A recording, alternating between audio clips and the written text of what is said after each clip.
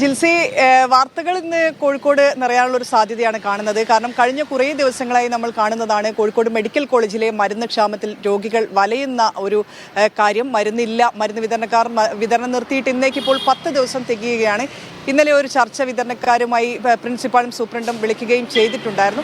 എന്നാൽ കുടിശ്ശിക തരാത്തതിനെ തുടർന്ന്, അല്ലെങ്കിൽ കുടിശ്ശിക ഒക്ടോബർ വരെയുള്ള 30 കോടി രൂപ കുടിശ്ശികയെങ്കിലും നൽകണമെന്നുള്ളതാണ് വിതരണക്കാർ ആശുപത്രി അധികൃതരുടെ മുന്നിൽ വെച്ചിരിക്കുന്ന ഒരു കാര്യം. അതുകൊണ്ട് ആ തുക നൽകാതെ യാതൊരു രീതിയിലും മെഡിക്കൽ കോളേജിന് മരുന്ന് നൽകില്ല എന്നുള്ള കാര്യം വിതരണക്കാർ അറിയിച്ചിട്ടുണ്ട്.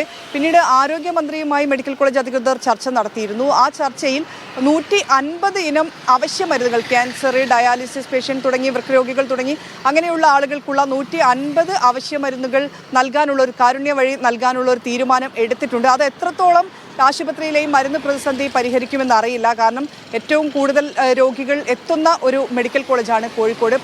3 ജില്ലകളിലെ പ്രധാനമായ ഒരു ആശ്രയ കേന്ദ്രം എന്ന് തന്നെ പറയാം. അത്രയേറെ പാവപ്പെട്ട രോഗികൾ ഒരു വർഷത്തിൽ അല്ലെങ്കിൽ ഒരു ദിവസത്തിൽ തന്നെ ഒരുപാട് രോഗികൾ എത്തുന്ന ഒരു സ്ഥലത്ത് ഇത്തരത്തിലൊരു മരുന്ന് പ്രതിസന്ധി വരുമ്പോൾ സ്വാഭാവികമായിട്ടും വലയുന്നത് രോഗികൾ തന്നെയാണ്. അവരെ സംബന്ധിച്ചിടത്തോളം അവർ ഈ ഒരു വിഷമം അവർ അറിയിക്കുകയും ചെയ്യുന്നുണ്ട്. ഡയാലിസിസിനൊക്കെ എത്തുന്ന രോഗികൾ അവർക്ക് ഈ ഫ്ലൂയിഡ് ഉൾപ്പെടെയുള്ള കാര്യങ്ങൾ പുറത്തുനിന്ന് വാങ്ങി വരേണ്ടി വരുന്ന ഒരവസ്ഥയിൽ, ഒപ്പം തന്നെ ആശുപത്രിയിൽ മരുന്നില്ല മരുന്നുണ്ട് എന്നായിരിക്കും അവർ കരുതുന്നുണ്ടാവുക. സാധാരണ രീതിയിൽ അങ്ങനെ മരുന്ന് അവർക്ക് ലഭിക്കാറുണ്ട്.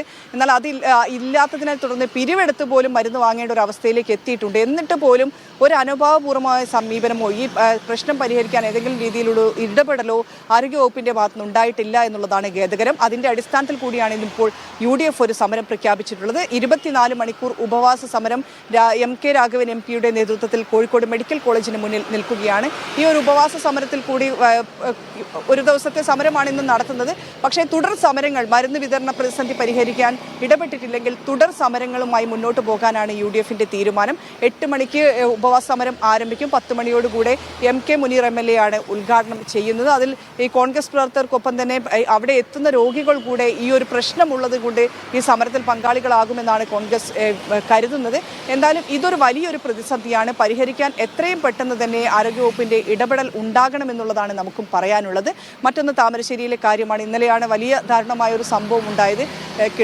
കിടപ്പ് രോഗിയായ അല്ലെങ്കിൽ അസുഖം മൂലം കിടക്കുന്ന ഉമ്മയെ മകൻ വെട്ടിക്കൊല്ലുകയാണ് ചെയ്തത്. അടുത്ത വീട്ടിൽ നിന്ന് ഒരു കൊടുവാള് വാങ്ങി തേങ്ങ പൊളിക്കാനാണെന്ന് പറഞ്ഞു വരികയും പിന്നീട് ഉമ്മയെ വെട്ടിക്കൊലപ്പെടുത്തുകയും ചെയ്യുന്ന ഒരു സംഭവത്തിലേക്ക്, അതിദാരുണമായ ഒരു സംഭവത്തിലേക്കാണ് നീങ്ങിയത്. മയക്കുമരുന്നിന് അടിമയായിരുന്നു മകൻ എന്നുള്ളതാണ് പോലീസ് പറയുന്നത്.